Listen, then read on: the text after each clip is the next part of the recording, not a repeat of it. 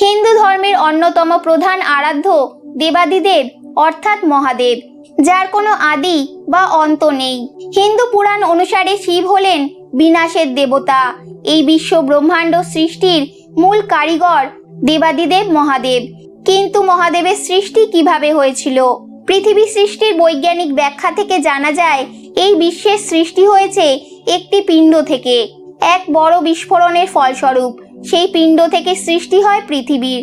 এই রহস্যময় জিনিসটির মধ্যে অফুরন্ত শক্তি তথা ঊর্জা বা এনার্জি পরিপূর্ণ ছিল। হিন্দু ধর্মশাস্ত্র অনুযায়ী এই রহস্যময় জিনিসটি হলো স্বয়ং মহাদেব। এই পিণ্ডটির কোনো বিনাশ নেই, আর মহাদেবেরও সৃষ্টি বা বিনাশ নেই, অর্থাৎ তিনি অবিনশ্বর। শিব পুরাণ অনুযায়ী আমাদের বিশ্ব ব্রহ্মাণ্ডে 11 জন রুদ্র বিরাজমান।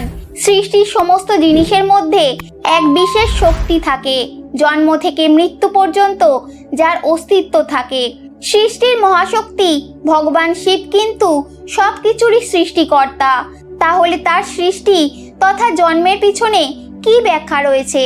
কথিত আছে, একবার এক ঋষি ভগবান শিবকে জিজ্ঞাসা করেছিলেন, হে প্রভু, আপনার পিতার নাম কি?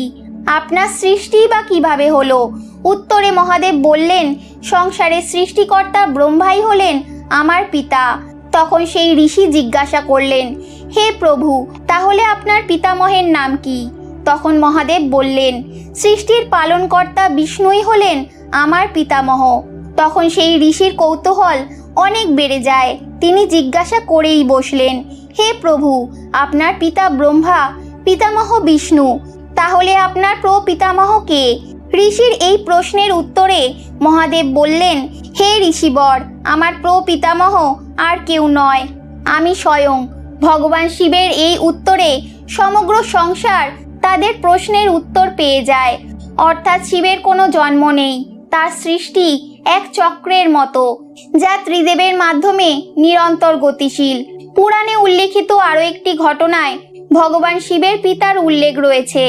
পর্বতরাজ হিমালয়ের কন্যা পার্বতীর সঙ্গে যখন মহাদেবের বিবাহ হয়, তখন একটি বিশেষ বিধি সম্পূর্ণ করার জন্য পাত্রের পিতার উপস্থিতি আবশ্যক ছিল, অর্থাৎ মহাদেবের পিতার উপস্থিতি দরকার ছিল।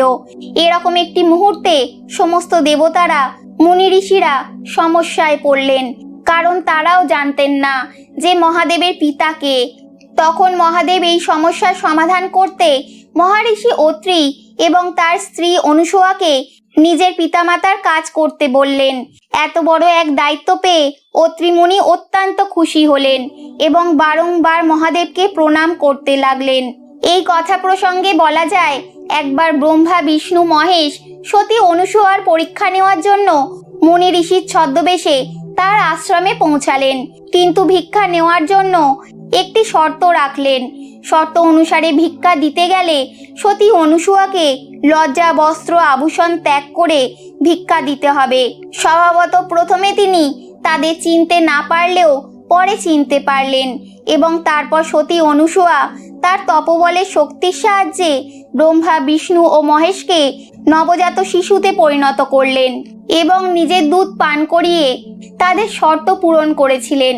এই কথা অনুসারে সতী অনুসূয়া ব্রহ্মা, বিষ্ণুর মাতা হওয়ার সাথেই দেবাদিদেব মহাদেবেরও মাতা হয়েছিলেন।